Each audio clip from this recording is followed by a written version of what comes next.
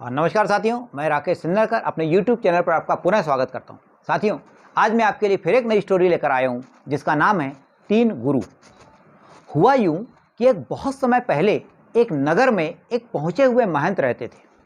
बहुत विद्वान, दूर दूर से उनके पास में लोग शिक्षा ग्रहण करने आते थे।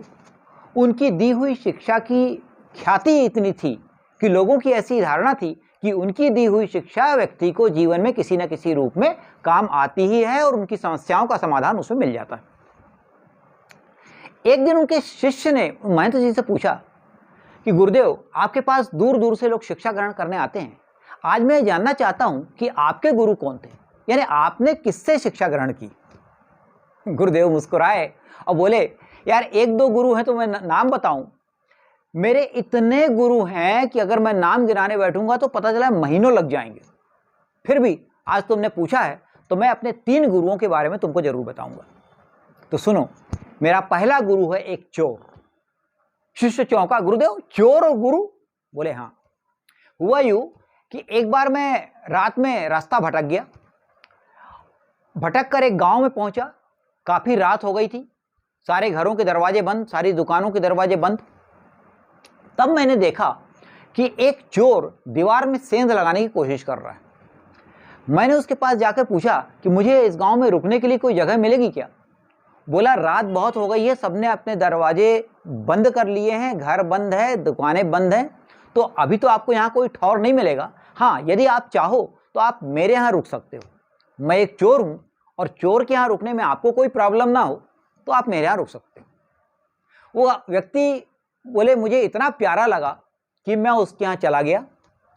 वो रोज रात को मेरे से कहता कि आप यहाँ पर आराम करो, प्रार्थना करो, मैं अपने काम पर जाता हूँ। और जब वो सुबह आता तो मैं उससे पूछता, क्यों भाई कुछ हाथ लगा? तो कहता, अभी तक तो कुछ नहीं मिला, पर भगवान ने चाहा तो जल्द ही मिलेगा। एक महीने तक उसका यही जवाब मिलता गया। एक महीने के बाद मैं अपने घर वापस आ गया। कई बार ऐसा होता था कि जब मैं साधना करते करते, ध्यान लगाते लगाते परेशान हो जाता था, मैं एकाग्रचित्त नहीं हो पाता था। कई बार ऐसा हुआ कि मुझे ये सब छोड़ने की इच्छा होने लगी, सब बेकार है। तब मुझे उस चोर की बात याद आती थी कि अभी तक तो कुछ नहीं मिला, पर भगवान ने चाहा तो जरूर मिलेगा। वो कभी उदास नहीं हुआ, वो कभी निराश नहीं हुआ, प्रसन्न मन से अपने प्रयास पर लगा रहा। तब मुझे उस चोर से ये सीखने को मिला कि कठिन परिस्थितियों में भी, लगातार असफल होने के बाद में भी अपने प्रयास को नहीं छोड़ना चाहिए और अपने कार्य में प्रसन्नतापूर्वक लगे रहना चाहिए। मेरा दूसरा गुरु था एक कुत्ता। गर्मी का समय था, मुझे बहुत प्यास लगी थी। मैं पानी की तलाश में जा रहा था। अचानक एक कुत्ता आया, वो भी प्यासा था और दौड़ते दौड़ते दौड़ते दौड़ते नदी की तरफ जाने लगा। मैं भी उसके पीछे हो लिया। नदी में जैसे ही कुत्ता पानी पीने को जाता था तो उसको दूसरा कुत्ता यानी उसका प्रतिबिंब दिखाई देता था। अब वो कुत्ता डर के वापस आ जाता था। फिर जाता था, प्रतिबिंब को देखकर भौंकता था, प्रतिबिंब भी भौंकता था, कुत्ता फिर डर के बाहर आ जाता था। और एक बार उसने हिम्मत करके छलांग लगा दी नदी में। कुत्ते ने जैसे ही नदी में छलांग लगाई, प्रतिबिंब गायब हो गया। कुत्ते ने पानी पिया, नदी के बाहर आ गया। उससे मुझे यह सीख मिली कि जो व्यक्ति डर का मुकाबला साहस के साथ करता है, सफलता उसे ही मिलती है।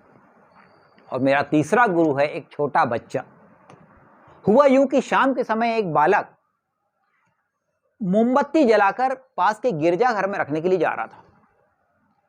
मैंने मजाक में उससे पूछ लिया, क्यों, ये मोमबत्ती तुमने जलाई है? बोला, जी हाँ, मैंने जलाई है। मैंने कहा, एक समय रहा होगा कि ये मोमबत्ती नहीं जली होगी, फिर तुमने मोमबत्ती को जलाया। क्या तुम मुझे वो स्रोत दिखा सकते हो जहां से ये ज्योति आई है? बच्चा हंसा और जोर से मोमबत्ती में फूंक मार के उसको बुझा दिया। और मेरे से पूछा, अभी ये मोमबत्ती जल रही थी, अब ये बुझ गई है, क्या मुझे वो जगह दिखा सकते हो जहां पर ये ज्योति गई है? मैंने कान पकड़ लिए। अपने ज्ञान के अहंकार में मैं दूसरे का उपहास कर रहा था। उस दिन समझ में आ गया कि शिक्षा का, विद्या का व्यवहारिक पक्ष ही असली विद्या है। अनावश्यक तर्क करने से कुछ नहीं मिलता है। इस प्रकार से बच्चे से मुझे बहुत कुछ सीखने को मिला। साथियों, शिष्य होने का अर्थ क्या है? शिष्य होने का अर्थ है पूरे अस्तित्व के प्रति खुले होना, हर समय, हर जगह, हर किसी से सीखने के लिए तत्पर रहना। ये जीवन हमें नित नए गुरुओं से रोज मिलवाता है, कभी किसी व्यक्ति के रूप में, कभी किसी वस्तु के रूप में, कभी किसी स्थिति के रूप में, कभी किसी क्षण के रूप में, समय के रूप में। ये हम पर निर्भर करता है कि हम उस महंत की तरह हर किसी से कुछ ना कुछ ज्ञान लेते रहें।